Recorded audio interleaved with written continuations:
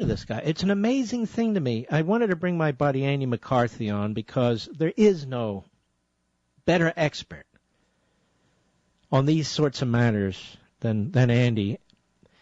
And Andy McCarthy, how are you, my friend? I'm doing great, Mark. Congratulations on the Liberty amendments. Thank you. Tremendous. And thank you for your great review. I really appreciate that too. I liked reading the book even more than writing the review, so it was just terrific. Well, I appreciate that. I want you to listen to McCain on Fox News. What's the show called? I don't remember. Fox News, Fox and Friends, Fox News this morning. Brian Kilmeade, good guy, and McCain's response. I'd like you to respond to this, Andy McCarthy. Cut 13, go. I know you met with General Idris, who is a defector from the Syrian army, who's come out.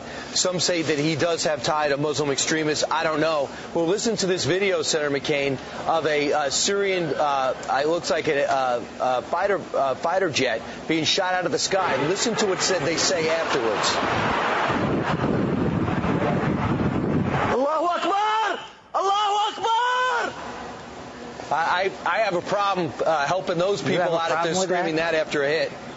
Would you have a problem with American and Christians saying thank God, thank God?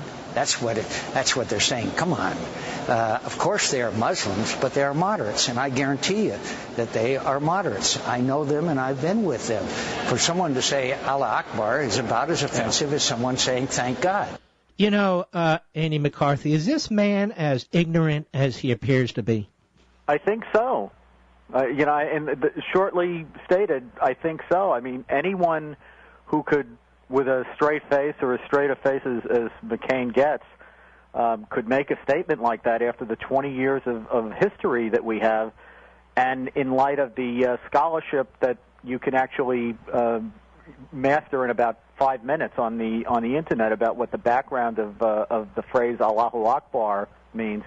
I mean, it's just it's mind-boggling, and the only thing I can say is somebody who strongly argued against American military intervention in Syria is that I think McCain may have done more for the cause of non-intervention today with that idiotic remark than anything that we could have come up with in the non-interventionist camp. Well, before I have you, and if you don't mind, I would like you to explain, what does this mean? What's the history behind this? I got an email from our mutual friend, dear friend, Deborah Burlingame. Yes. And she responded to McCain. She said, Allahu Akbar is the very last human sound on the cockpit voice recorder of United Flight 93 as it screamed into the ground at 580 miles per hour. Yes, our leadership has lost its mind. That's what she said. Yeah, and she's exactly right about that. It's the last sound that that those who were mass murdered by the jihad mass murderer Nidal Hassan heard when he murdered 13 of them and wounded a couple of dozen others. So is it like Christians in America saying thank God? Is that what it is? Yeah, right, sure. Thank God. You know, first of all, it doesn't mean thank God at all. I mean, even literally, McCain is completely wrong. It means God is greater. It's often been translated as God is greatest. That's actually not completely accurate.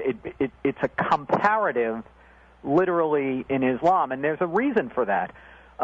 This is a philosophy, and we're talking in particular about Islamic supremacists, who see themselves at war with everybody who doesn't see the world as they do. And they believe they'll win because their God is greater than everybody else's God. That's the genesis of the expression. It literally means God is greater, and as is the case with almost everything that comes out of Islamic heritage, this traces back to Muhammad. It has been used, the phrase has been used as a war cry because Muhammad used it as a war cry when he attacked the Jews of Khaybar in the early phase of Islamic history. And that's not me making it up. That's right out of Islamic scripture. And so McCain says this. He's not challenged. And why is he the voice in the face of every military action or contemplated action in this country? What the hell is that? I think people are paralyzed over his heroism, and I think they unfortunately conflate and confuse his heroism during the Vietnam War with military strategic brilliance on his part, which I don't think he's ever been.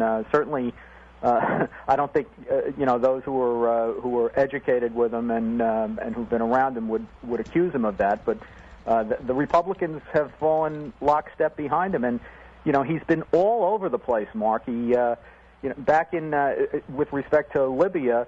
1 minute he was in Gaddafi's tent toasting the great relationship between the United States and Gaddafi's regime, which he argued in favor of us supporting. The next minute, he's saying that Gaddafi's got to go and he wants to have an undeclared war against him, which he helped to convince Obama to launch. In Egypt, he said that the Muslim Brotherhood needed to be kept out of any government because they support Sharia, which he said was undemocratic, particularly with respect to women.